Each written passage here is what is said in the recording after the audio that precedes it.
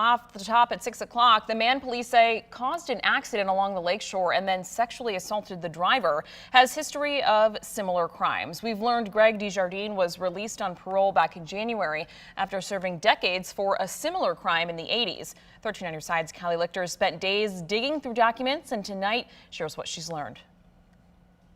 It's giving somebody a chance to be paroled, and whether or not someone gets paroled is sometimes reflective of the kind of running philosophy, for lack of better words, of the parole board. In Michigan, people who are serving certain life sentences are eligible for parole under the state's lifer law. If you get convicted of, let's say, armed robbery, criminal sexual conduct in the first degree, and you get sentenced to life, what happens is that after the first 10 years, the parole board is required to interview you. The lifer law allowed Greg DuJardine to be paroled after spending 30 years in prison for sexual assaults on women in the greater Grand Haven area. The Michigan Department of Corrections tells 13 on your side he was released on parole in January of this year after a lifer law hearing. After nearly 9 months on parole, though, police say he assaulted a woman in a similar fashion to his previous convictions. Criminal defense lawyer Sarissa Montague says the lifer law doesn't automatically give a lifer a parole hearing. They are entitled to have their file reviewed,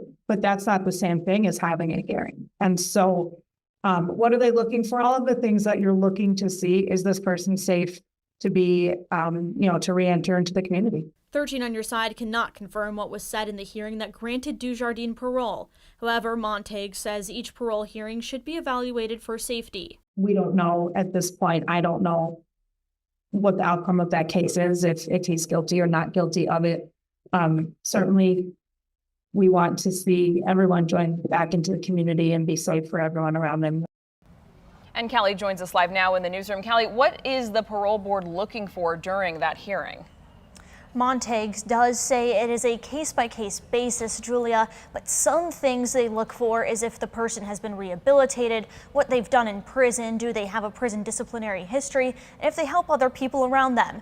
She says the biggest thing is making sure this person is safe to be released. All right, Callie, thank you very much.